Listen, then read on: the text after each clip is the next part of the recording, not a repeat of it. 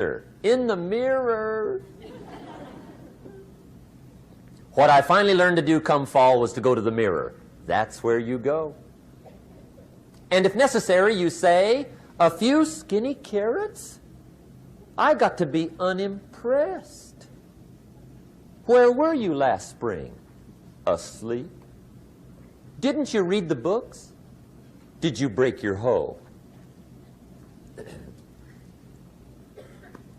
Let me give you 7 key points to the law of sowing and reaping. Let's tick right down through the list of 7, and it'll be break time.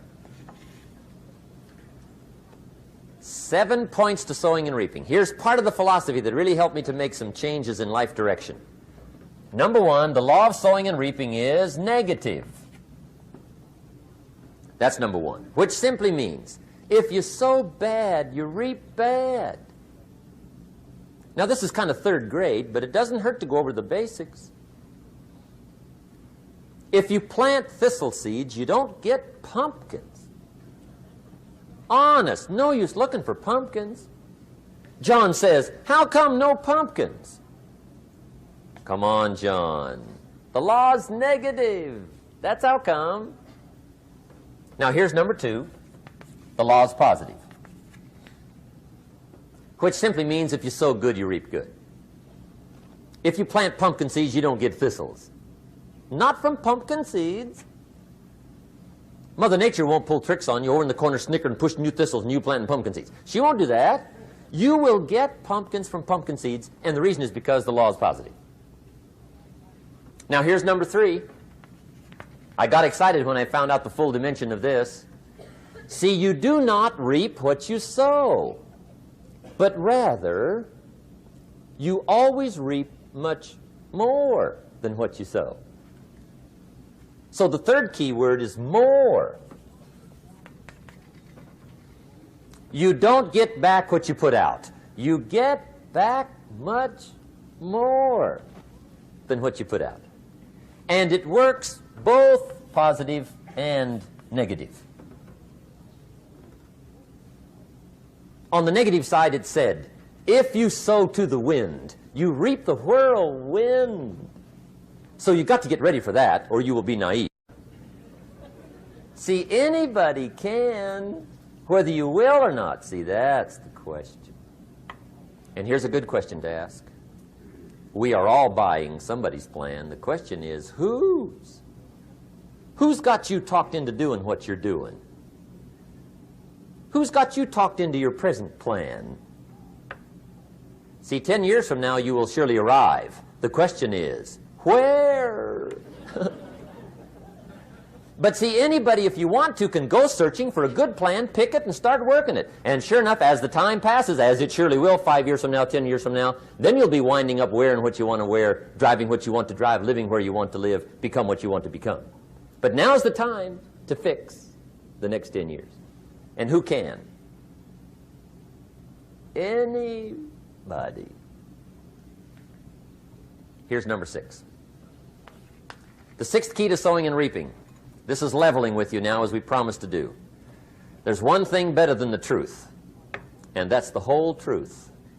And here's part of the whole truth of the law of sowing and reaping. Number 6 is, you could lose. There are times when you just lose, no matter what you do. It's that kind of planet. You reap what you sow. Yes, but... what does that mean? Yes, but... well, the farmer plants his crop in the spring, takes care of it all summer, loves his family, works 10, 12 hours a day, 6, 7 days a week, is an honorable man.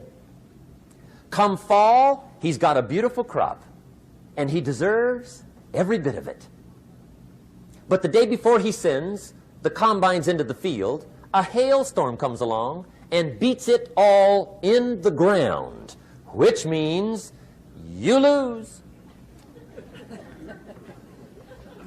Somebody says, well, what did he do wrong? Answer, nothing. It's just that kind of planet.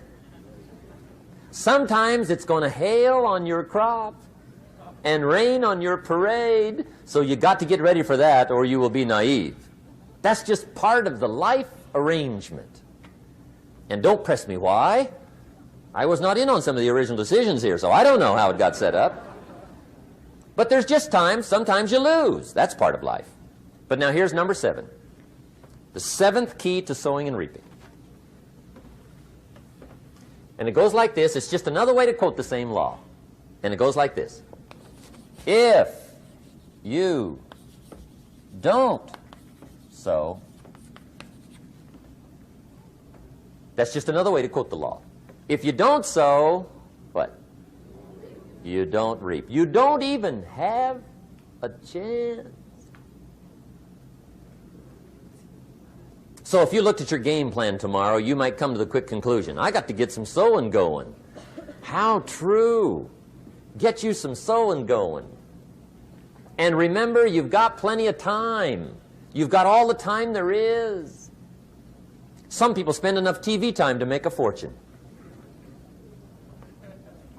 The latest article on television watching in this country, according to the latest article, the average television is on in this country in every household 7 hours a day, called the Big 7. I asked a guy one time what his TV cost. He said about $450. I said, you forgot to look at the price tag. He said, what do you mean? I knew he was a TV watcher. I said, that television costs you, in my opinion, at least $12,000 a year. To watch it, not to own it. Owning it's cheap. Watching it is what's expensive. And I said, hey, $12,000 a year is too much to pay to watch TV. That's too much. Pay a little, but not $12,000. And he's the guy that said, I hope pay TV never comes.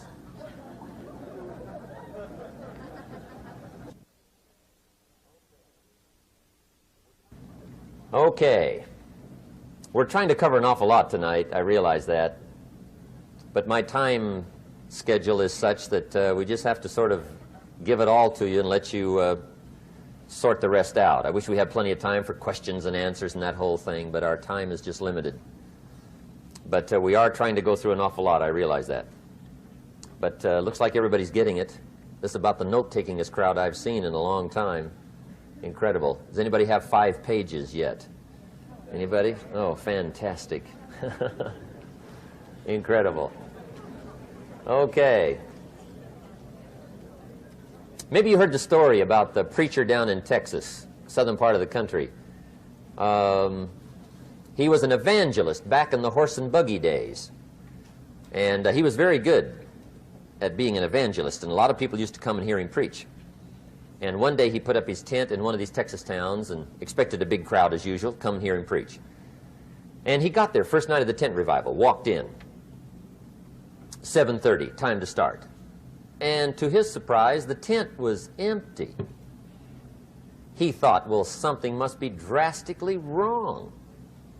So he waited till 7:45, nobody showed up. 8 o'clock, zip. Finally, 8:15. One lone cowboy wandered up on his horse, tied his horse up outside, came in, sat down on the front bench, right, waiting for something to happen. The preacher thought, well, at least I better go down and talk to the cowboy. So he walks down, talks to the cowboy, and he says, Cowboy, I'm the preacher. And he said, I don't know what to tell you. Something's gone wrong. He said, this tent was supposed to be full of people. He said, I'm embarrassed. He said, you're the only one that showed up. And he said, I really don't know what to do. And the cowboy said, well, I'm not a preacher, so I really can't tell you what to do. You know, he said, I'm just a cowboy. But he said, I know this. If I went out to feed my cattle and only one showed up, I'd at least feed it. The preacher thought, hey, the cowboy is right. If you've got a good idea to share, you should share it if there's 1 or 1,000. So he got kind of inspired by this conversation, and he jumped up on the platform and started to preach, as if the tent was full of people. Just exploded. And he went for an hour and 15 minutes, just kept rolling. Finally, he quit. And when he finished, he came down off the platform and talked to the cowboy again. Says, well, cowboy, what did you think of my sermon? And the cowboy said, well, I'm not a preacher, so I really can't tell. You know, he said, I'm just a cowboy.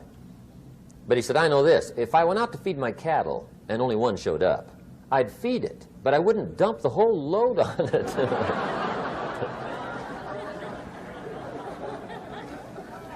So anyway, if it seems like we're dumping the whole load tonight, I guess we are. But gosh, everybody's doing well. I'm having a good time. I appreciate the response here tonight.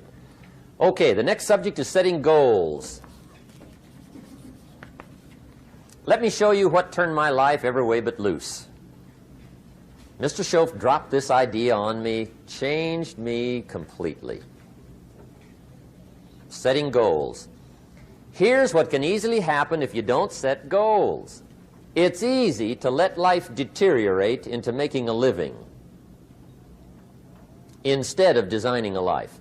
And we all have a choice. Make a living or design a life. It's easy to get trapped by economic necessity and settle for existence rather than substance. That's easy.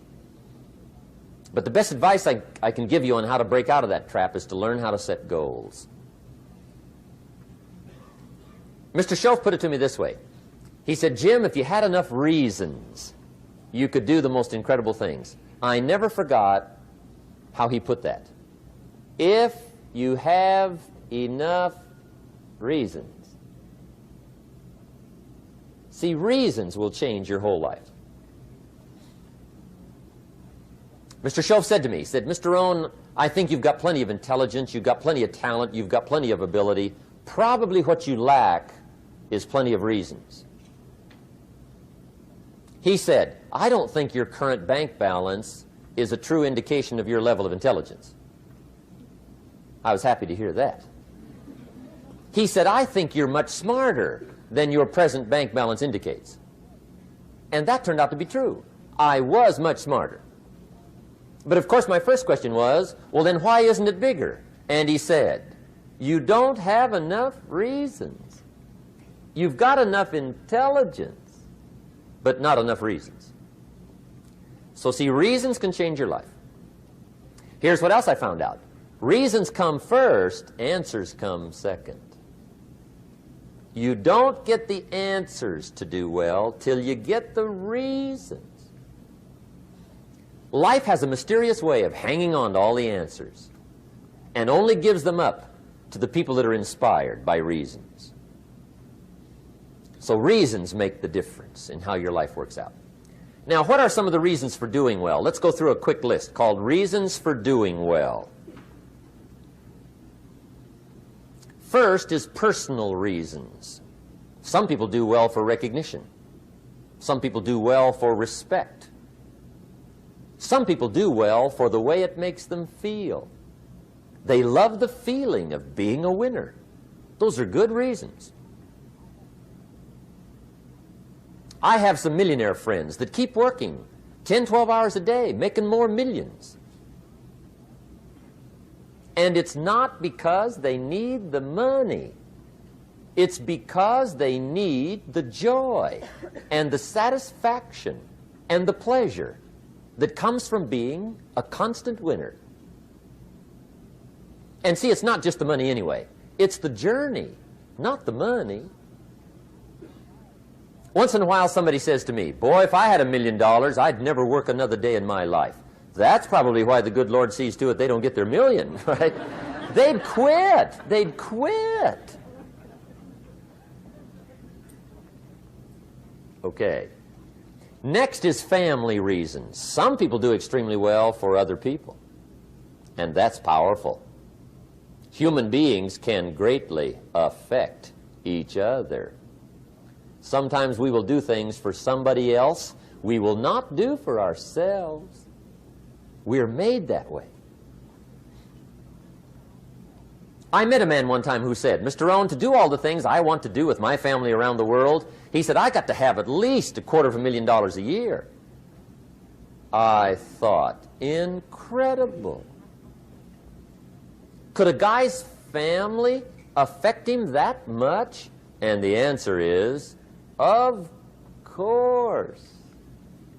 How fortunate are the people that find themselves greatly affected by somebody for personal achievement. And we are affected. The writer of a recent song said, "If not for you, the winter would hold no spring, couldn't hear a robin sing. I just wouldn't have a clue if not for you." So we can be affected. That might be one of the most stimulating reasons to do well, finding somebody. When Andrew Carnegie died, the wee little Scotsman that built the big steel industry, when he died, they opened up his desk, and in one of the desk drawers, they found a slip of paper. On that piece of paper, Mr. Carnegie had written his goal for his life, and he wrote it when he was in his 20s. And on that piece of paper, it said, "I'm going to spend the first half of my life accumulating money. I'm going to spend the last half of my life giving it all away." What a goal. He got so inspired by that goal that the first half of his life, he accumulated $450 million. And the last half of his life, he gave it all away. Good question tonight. What's got you turned on? What's got you bombed out of sight to get up early and stay up late and hit it all day? Next question. What's got you turned off?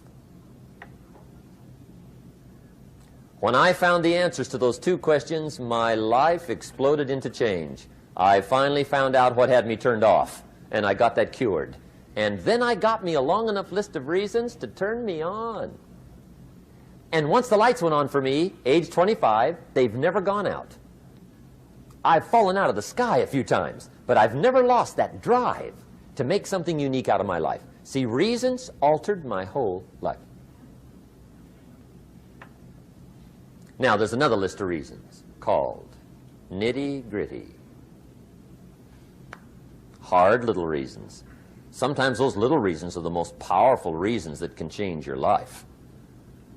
Sometimes it doesn't take much. I now carry several $100s in my money clip.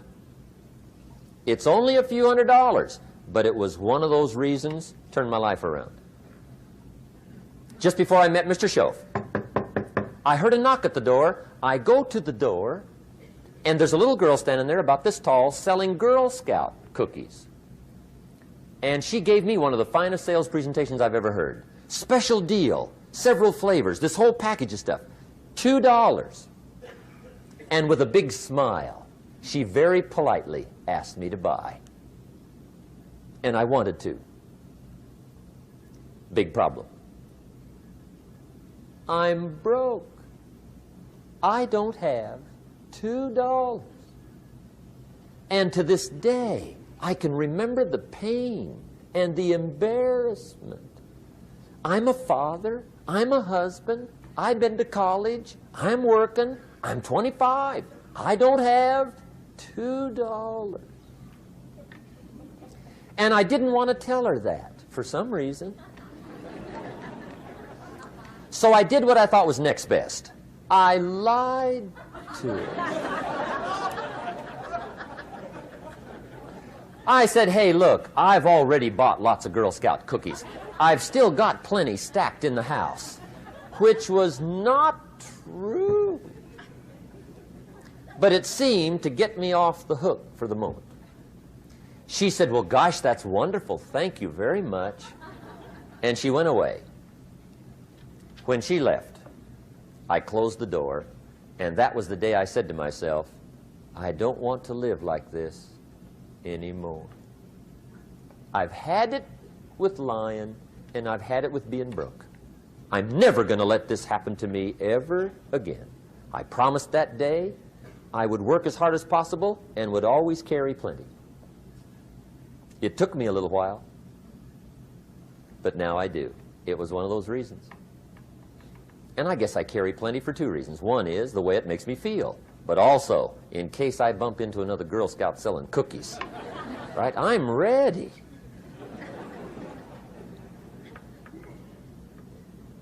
I walked out of the Bank of America one time up in Saratoga, California, where I used to live. Two little girls selling candy right outside the bank. Good place. Some girls' organization they're working for, right? I come walking out of the bank. This first little girl walks up to me. She said, "Mister, would you like to buy some candy?" I said, "I probably would. What kind is it?" She said, "It's almond roca."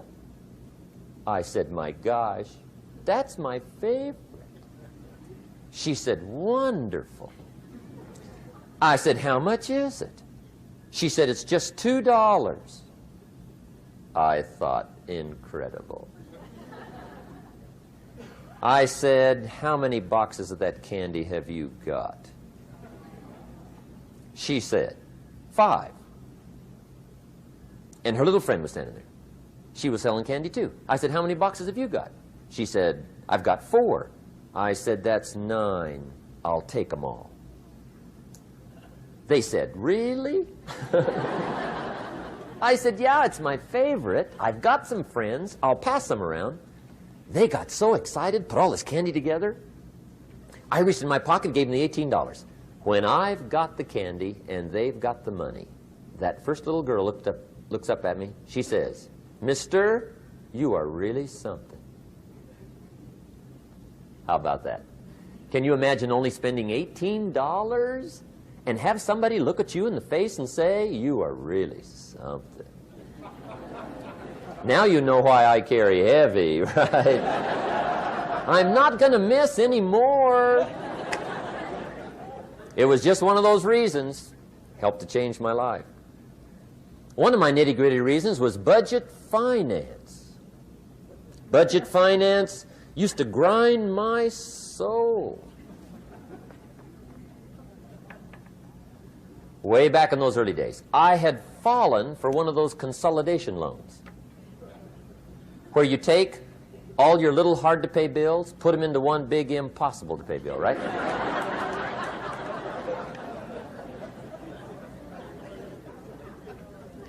I would get 4 or 5 payments behind. This one guy used to call me day and night. I don't think they're allowed to do that anymore. Harassed me. Threatened to run me in front of the judge. Threatened to ruin my credit. Threatened to embarrass my family. One day he said, "We're going to come get your car, drag it rear end up down the street in front of your neighbors." The guy even called me a flake. And back in those days, I'm broke, I'm pitiful, there's nothing I can do about it. But I never forgot how the guy treated me.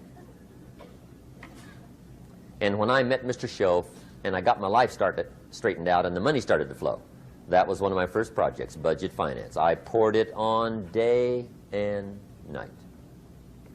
I finally put all the money together I owed him, which was considerable. I picked a day for the payoff. And when the payoff day came, I put the money in small bills in a big briefcase. And I walked into the budget finance office on Wilshire Boulevard in Los Angeles. The guy who harassed me so often, his desk was about 3 back. I walked right up to his desk, startled him. He wondered what I was doing there. It was the first time I'd been there since I'd borrowed the money, right? Without saying a word, I opened up this briefcase, dumped this pile of money all over his desk. I said, "Count it. It's all there. I will never be back." And I turned around and stormed out. Now, that might not be noble, but if you haven't tried it, you've got to one time.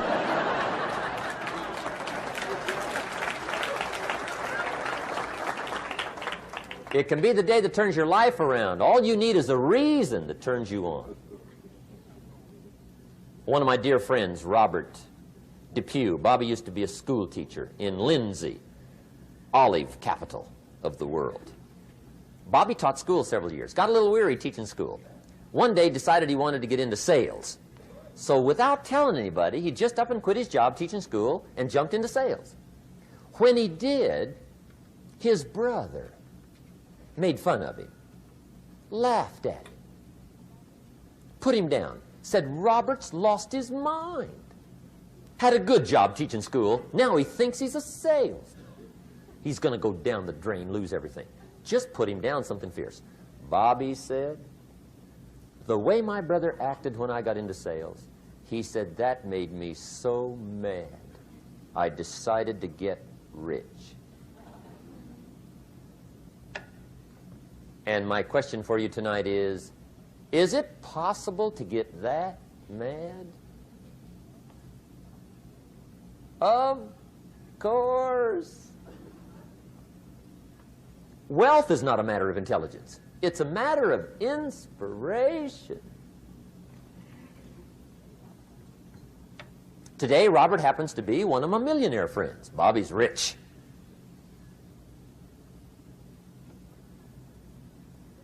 Frank Sinatra said one time, the best revenge is massive success.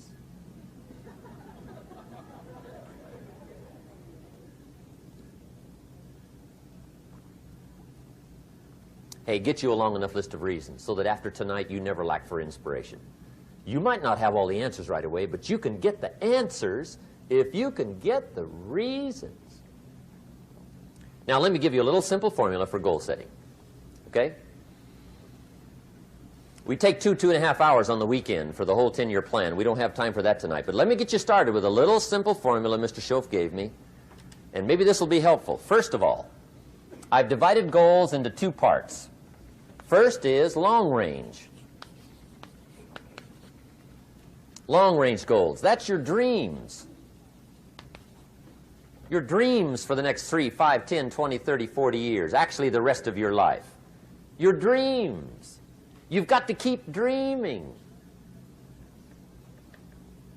Ronald Reagan, president, said to the joint session of Congress a few weeks ago, the Republic is a dream. And if we don't keep dreaming, we will lose the Republic. Your better future is a dream for yourself and for your family. Where do you want to go? What do you want to do? What do you want to be? What do you want to see? You've got to dream dreams. There's a Bible phrase that says, without dreams and visions, people perish. You've got to have something to go for that inspires the heart and the soul. Dreams. From the children of Sanchez, it says, take the crumbs from starving soldiers, they won't die. Take the bread from hungry children, they won't cry. But without dreams, we all will die. You've got to dream. Don't lose your dreams for yourself, for your future, for your family. The dreams of love and enterprise and travel and doing things, becoming something unique on your journey here. Don't lose your dreams. Do some dreaming. That's long-range goals. You've got to have those. So that's number 1. Here's the second part of goals, short-range. Short-range goals. That's your goals for tomorrow, this week, this month, this year, the immediate future. We call these confidence builders. Because if you set up something short-range, go for it, get it, latch onto it, work hard, accomplish it. That starts building your strong feelings to go for your dreams. Now, I've divided goals into 3 categories. Here they are. Number 1 is economic. That's your goals for money, income, business, profits, production. Economics. Make sure you've got your economics well planned. Economics plays a major role in everybody's life. Economics is major, which means it ought to be meticulously well planned for tomorrow, this week, this month, this year, long range. What if you asked somebody tomorrow if you could see their meticulously well-planned list of economic goals? What would they probably say? They'd say, you some kind of a nut? You must be weird. Hey, I found out what success is. Success is doing what the failures won't do. Make sure you've got your economics well planned. It'll put you in the top 5%. One of the key little subjects we talk about on the weekend is the 7 fundamentals for wealth and happiness. And that's one of them, well-planned economics. It's a fundamental if you want to do well. Join the top 5%. Anybody in this room can join the top 5%, if you will. Now here's the second category of goals, things. Make a list of the things you want. And on my list of things, now I put everything. Little things as well as major things. Doesn't matter how small it is, it goes on my list. I used to just put major things, cars, homes. I don't do that anymore. I now load my list with everything. Everything. And the reason is, part of the fun of having a list is checking it off. That's it. Boy, at the end of the day, if you can go, got it, got it, got it, got it, got it, got it, whatever it is, right? You get into the habit. So load up your list, the things you want. Now, when you check off something major, celebrate. That's an important point to make. Celebrate your achievements. Live it up. Have a party when you reach something you've worked for a while. See, we all grow from two experiences. One is called the pain of losing. The other one is called the joy of winning. We need both of them. Amplify them as much as you can, which also means make losing painful. If you set up something, fooled around, didn't get it, put it on yourself. On the other side, if you did get it, congratulate yourself. Self-congratulations is a sign of maturity. Seeking congratulations is a sign of immaturity. But hey, winning and losing, see, that's what it's all about. That's the name of the game. Now, some people lead such mediocre lives, at the end of the day, they don't know whether they're winning or losing. They got no clue. Guy's just going through the day with his fingers crossed. There's a better way. Okay, here's the third category of goals, personal development. Put those goals together. Personal development goals. That's your goals to be stronger, more decisive, be a speaker, be a leader, learn a language, all kinds of skills.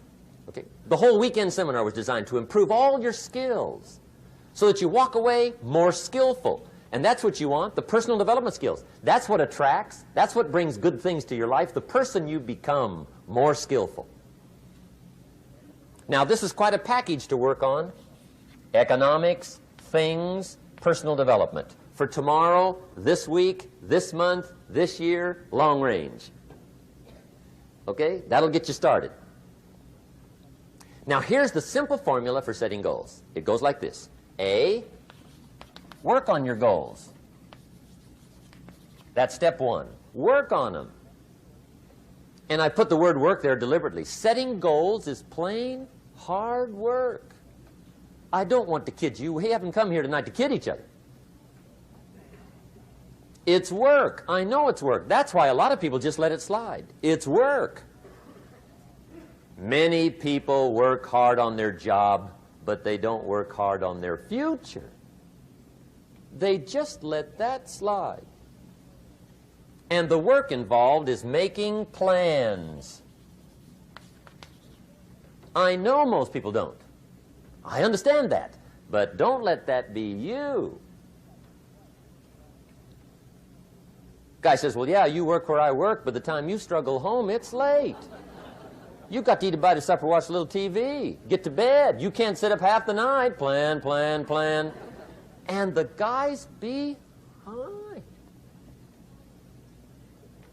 Good worker, hard worker, sincere. But you've got to be better than sincere, working hard. You've got to be better than a good worker. You've got to be a good planner. Somebody once wisely said, the people who fail to plan are planning to fail. Well said. So work on your goals. Here's step 2. Write your goals down. That's so important. I teach my staff around the world, put your goals in your journal.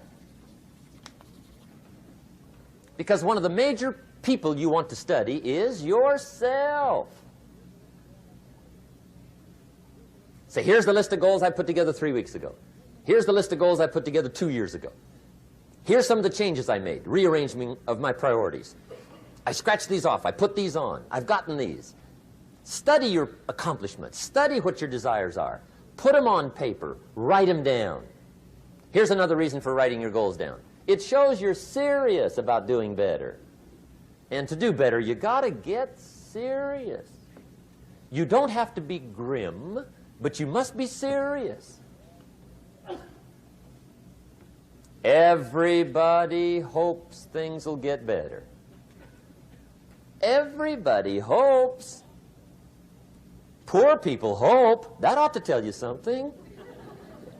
It means the future does not get better by hope. It gets better by plan. I used to have the affliction called passive hope. It's an affliction. It's bad. Probably what's even worse than that is happy hope. Now that is really bad. That's bad. Happy hope. The guy's 50 and he's broke and he's still smiling. See, that's not good. So get serious about your goals. Put them on paper. Write them down. There's all kinds. His goals, her goals, their goals. Business goals, financial independence goals, family goals. I mean, there's so many things to work on this that if you don't get busy and work on it, sure enough, the time will pass. And sure enough, 5 years from now, you'll wind up where you don't want to be, wearing what you don't want to wear, driving what you don't want to drive, being what you don't want to be. Now's the time to fix it. Now, here's the third step to your goals. Check the size of your goals and the kinds of goals. How big they are, what kind they are, affects you. And here's one of the important phrases of the evening. Your goals are affecting you, whatever they are. Your goals affect your handshake. Your goals affect your attitude, personality. Your goals affect the way you walk, the way you talk, the way you dress. All day long, we're being affected by our goals. Now, some people have goals, but they have such lousy goals. The effect is bad. I asked a guy one time, what are your goals for this month? The guy said, look, if I could just scrape up enough money to pay these lousy bills. That was his goal. I'm not saying it isn't a goal. It's a goal, but it's such a lousy goal, the effect is bad.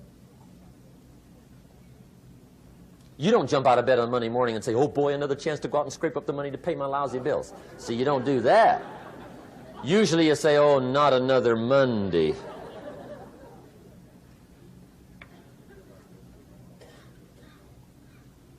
And some people have so given up on life, they have joined the thank God it's Friday club. How sad. Surely those are the same people, when life is over for them, will say, thank God it's over. Let me give you a Bible philosophy that teaches how to get whatever you want. That's the title of the next set of notes. How to get whatever you want. From the Bible. Now again, I'm an amateur when it comes to the Bible. I'm not a pro. But this I can quote, and I think that'll be sufficient. How to get whatever you want. Here's what it says if you're ready. It says, ask.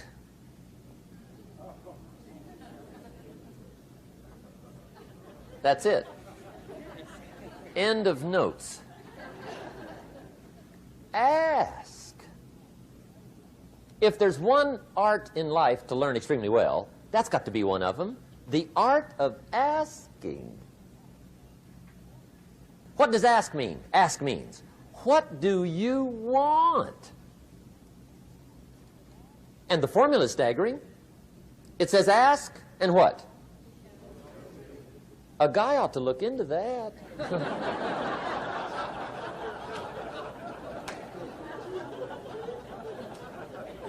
He says, yeah, but you work where I work, by the time you struggle home, it's late. You got to eat a bite of supper, watch a little TV, get to bed. You can't sit up half the night, ask. And the guys be, See, you've got to be better than a good worker. You've got to be a good asker. Now let me give you 3 key points on asking and receiving. This can do it. Number 1, asking is the beginning of receiving. Asking starts a unique process, mental and emotional. I don't even know how it works. All I know is it works. It's like pushing a button and all this machinery starts working. I don't know how. It just works. There's a lot of things you don't need to know how. Just work them. Some people are always studying the roots. Others are picking the fruit. I mean, it depends on what end of it you want in on. Asking is the beginning of receiving, so start the process. Here's number 2. Receiving is not the problem. Receiving is automatic. Now, if that's true, receiving is not the problem, what's the problem? Failure to ask might be one of your major problems. I don't know. Check it out. The guy says, oh, now I see it. I got up last year and hit it every day, but there's not a scrap of paper with my goals on it. Good worker, poor asker. So you got to change that. Here's number 3. Receiving is like the ocean. There's plenty, especially in California. It's like an ocean here.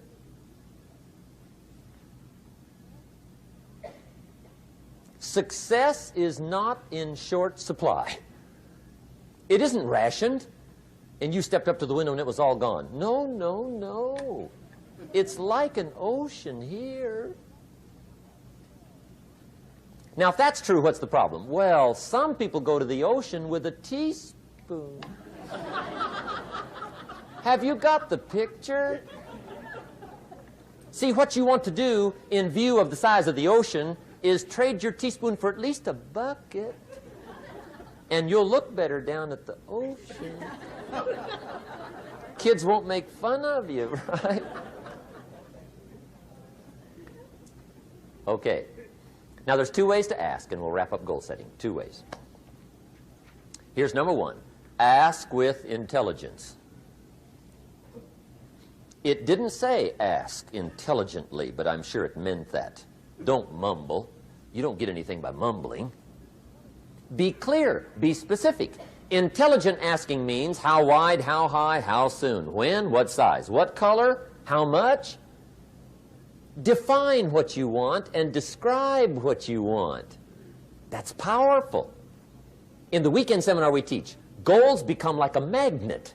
They pull you that direction. And the better you describe them, the more they pull. So ask intelligently. Here's number 2. Ask with faith. That's the childish part of the equation. Believe you can get what you want like a child. Not an adult. Adults are too skeptical. So the formula really reads, make plans like an adult and believe in them like a child. And the most incredible things will happen. Just try it for 90 days. Just try it. You can always go back to the old ways. Just try it. Just 90 days, 90 days. Now, here's the last qualifying phrase on goal setting, as we promised to qualify everything. And it simply goes like this. Remember, you won't get everything you want. And we've already studied the reason for that. Simply, sometimes it hails on your crop and rains on your parade. It's that kind of planet. So you won't get everything you want, but if you will work this goal-setting formula, you can get plenty for wealth and happiness. Okay, that's goal setting. We use it around the world. We recommend it. Now, maybe it won't work as well for you as it has for me. I don't know. Maybe not. But what if it did? You got to try. Okay. Here's the last subject, the day that turns your life around. Let me just quickly give you a list of 4 emotions that can change your life in one day. Emotions are powerful. Sometimes it doesn't take much to alter your whole life direction.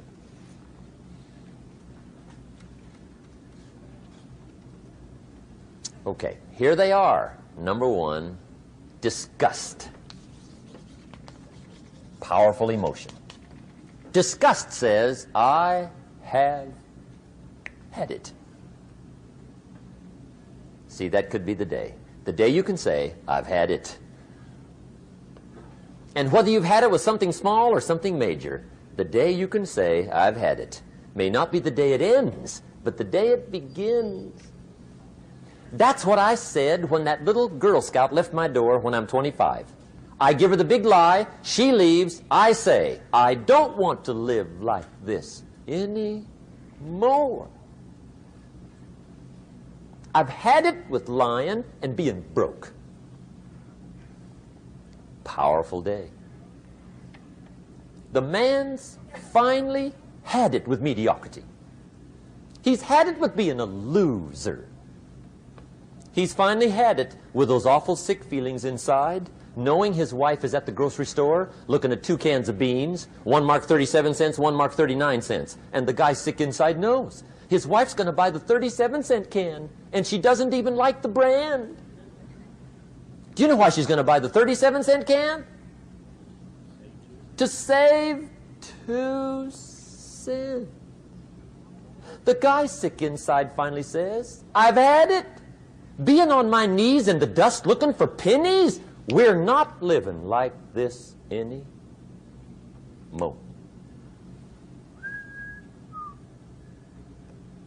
Could be the day that turns your life around. The day you can say, I've had it. He walks into his closet and rips everything in it to shreds and says, I've worn this embarrassing stuff for the last time. And not only will I never wear it again, no one else will ever wear it again. Commit an act that says, I've had it. Powerful. Here's the next one, decision. And decision-making is powerful. And it's emotional. That's those knots in the pit of your stomach, right? Waking up in the middle of the night in a cold sweat, trying to decide. We sometimes call it inner civil war. What shall I do? Well, for progress, you must decide. The best advice I can give you came from a wealthy friend of mine who said, if it's easy, do it easy. If it's hard, do it hard. Just get it done. If you went home tonight and in the next few days cleaned up a whole list of decisions, that might furnish enough inspiration for the next 10 years. I found this out many times after you've decided. Getting on with it is easier than deciding. Sometimes decision is the toughest part. Here's the next emotion, desire, wanting to bad enough. And I don't know how to tell you to want to. That's something you've got to come up with. There's 2 things I know about desire. Number 1, it comes from inside, not outside. You don't send off for it. Number 2, I know desire can be triggered by something. Who knows what it might be? Sometimes desire waits and sleeps for something to happen. Maybe it's a book, maybe it's a song, maybe it's a sermon, maybe it's a lecture, a seminar, maybe it's the conversation of a friend, a happening, an event. Who knows? The best advice I can give you is what I give my staff. It goes like this: welcome every human experience. You never know which one is going to turn it all on. Even the bad experiences. Sometimes from the bitterest experience comes the greatest awakening. So let down the barriers, take down the walls. The same wall that keeps out disappointment keeps out happiness. Let life touch you. Don't let it kill you, but let it touch you. Here's the last one. This one's powerful. Resolve. Resolve says, I will. Two of the most powerful words in the language. I will. Benjamin Disraeli once said, nothing can resist a human will that will stake even its existence on the extent of its purpose. Shortly put, I'll do it or die. See, that's powerful. That could be the day that turns your life around. The world has a strange way of stepping aside when somebody says, I'll do it or die. The man says, I will climb the mountain. They've told me it's too high, it's too far, it's too rocky, it's too difficult, it's never been done before, but it's my mountain, I will climb it. Pretty soon you'll see me waving from the top. Or dead on the side, because I ain't coming back.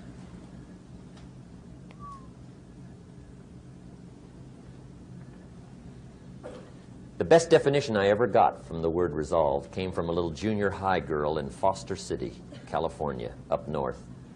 I'm talking to the junior high kids one day. I love to ask kids definitions. They come up with beauties. I got to the word resolve and I asked, who can tell me what resolve means? And I got several hands, and they were all pretty good, but the last one was the best. Little girl, about 3 rows back, held up her hand. She said, Mr. Rohn, I think I know what resolve means. I said, darling, what do you think it means? She said, I think it means promising yourself you will never give up. I said, that's it. Webster, stand aside. That is the definition. Promise yourself you will never give up. I asked the kids, how long should a baby try to learn how to walk? How long? How long would you give your average baby before you shut him off? How long? See, any mother in the world would say, you're crazy. My baby's going to keep trying until it learns how to walk. What a magic formula. Now let me show you what triggers all emotions into activity that brings results. And results is the name of the game. Here it is. Action. Finally, you must do something about how you feel. Jesus, the master teacher, said, don't just be listeners, be doers. The world admires the doers. Whatever it takes to get you to try harder, read more, set your goals, and go for it. Here's the next attitude disease. Overcaution. Some people never will have much. They're too cautious. Now, you can also be too reckless, but you can also be too cautious. This is called the timid approach to life. And my caution was always the risk. Risk used to drive me right up the wall. I used to say, what if this happens? It's called the language of the poor. What if this happens? And on top of that, if this was to happen, look at the fix I'd be in. I better not try. I could always ace myself out. Then I'll tell you what changed my whole life when I finally discovered it's all risky. The minute you were born, it got risky. If you think trying is risky, wait till they hand you the bill for not trying.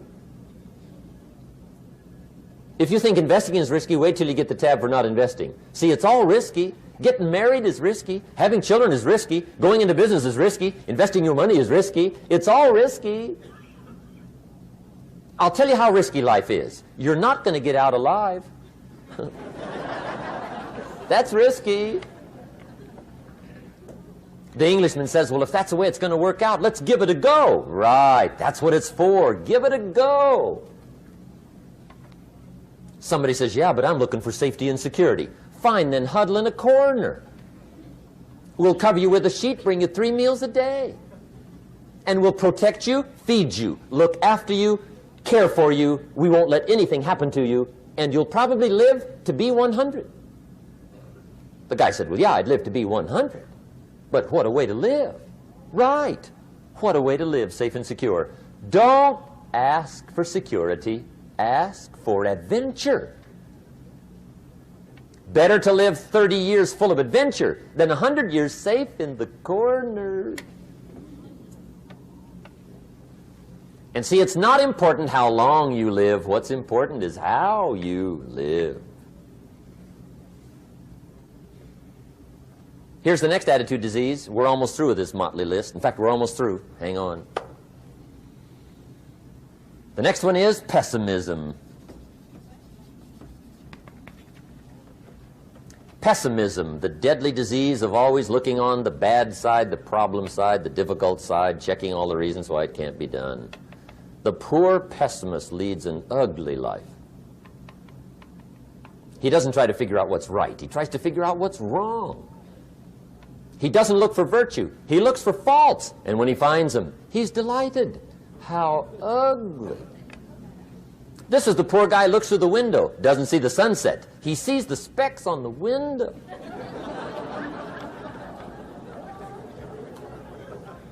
And this is the poor guy, right, who rushes up, takes such leave of his senses. This guy rushes up and he says, I've got 5 good reasons why it won't work. He's so dumb he doesn't know all he needs 1. He's got 5.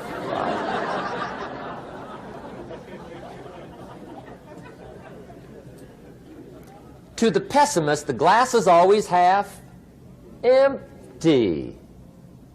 To the optimist, the glass is half full. Why would the same measure affect people 2 different ways? Answer, it all depends on how you look at it. Our lives are mostly affected by the way we think things are, not the way they are. The way we think they are affects us most.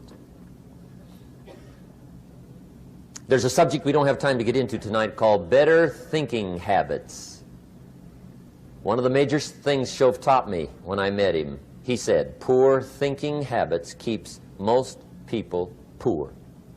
Not poor working habits. Most people work hard, but they don't think hard. And Shove taught me that the mind is like a factory, a mental factory. And whatever you think about all day long pours ingredients into this mental factory. And that's what builds the economic, social, financial fabric of your life. He quoted me a Bible phrase that says, as you think, so you become. How awesome. When he talked about poor thinking habits, he had me. I used to start the day reading the morning newspaper. I mean, you can believe that or not. I'd get a cup of coffee and read the paper. I'd load up on wars and riots and murders and stabbings and killings and bank robberies and muggings and car wrecks and tragedies. I'd even read the back pages. I seem to like that stuff for some weird reason. I'd load up on all that, and then I'd start the day. You can imagine the kind of days I used to have. You walk around on your financial knees. They call you economic peewee.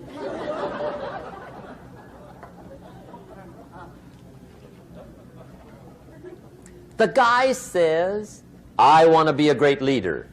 Wonderful. The first thing we do is follow him to his house. When we get there, we walk in and check his library, number 1. Somebody says, well, why check his library? The reason is because what a man reads pours massive ingredients into his mental factory, and the fabric of his life is built from those ingredients. You would not believe what some people have got in their house to read. You would not believe. One of the best dressed up words I know for a lot of it is trash. Can you imagine dumping a barrel of trash into this mental factory every day and coming out with a rich, dynamic, positive life? It can't be done. You might as well try making a cake with cement. The kids back in Danbury, Connecticut, high school, they're asking me questions one day. I'm talking to the kids. Kids got good questions these days. One of them said to me, Mr. Rohn, how do you build the good life? I said, it's simple. It's not easy, but it's simple.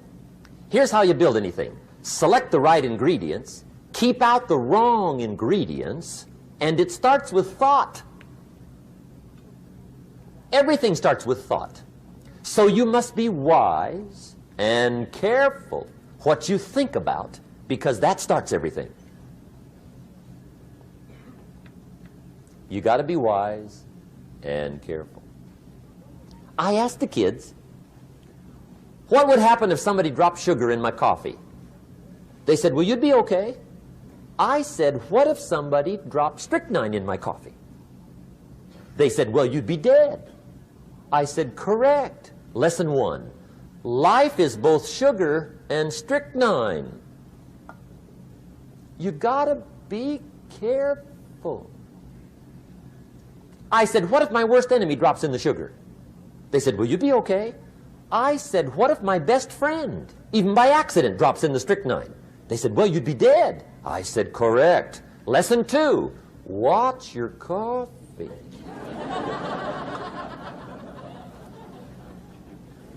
You got to be careful. See, it doesn't matter who hands you the bad stuff. It doesn't matter where you get the bad stuff. It'll still do its damage on your bank account, wherever you get it. Mr. Schoaf gave me one of the greatest phrases when I first met him when he said, Jim, every day stand guard at the door of your mind. How important. Stand guard at the door of your mind. And you decide what goes into your mental factory. Don't let anybody just dump anything they want to in your mental factory, because you've got to live with the results. Okay, here's the last disease, and we're through with this list. In fact, we're almost through. Hang on. The last subject is very brief. The last disease, but this one is deadly. Engage in this one, indulge in it even slightly, and you might as well forget the future, because it's going to forget you. Complaining, crying, whining, griping, a Bible word called murmuring. See, that'll ace your future. Spend 5 minutes complaining, and you have wasted 5. And you may have begun what's known as economic cancer of the bone. Surely they will soon haul you off into a financial desert and there let you choke on the dust of your own regret. I hope I said that well, so you won't forget. It's a deadly disease. If you don't think it's bad, ask the children of Israel of Old Testament fame. Typical of us all, their story just happened to get in the book. Story says, children of Israel were slaves. God performed a series of dazzling miracles and got them out. And now they're heading for the promised land. Remember the story? Heading for the promised land. Tragedy of the story, they never got there. Reason. From day one, they started to complain. They griped about the water. They griped about the weather. They whined and cried and griped about the food. They griped about the leadership. They whined and cried because it was too far, too cold, too hot, too difficult, too miserable. I mean, they whined and cried for years. Finally, God said, I've had it, trip canceled. Or something like that. The story says they died in the desert, never got to the promised land. Which I think means two things. Indulge in this long enough, you get your future canceled. And I guess it also means even God himself can only take so much.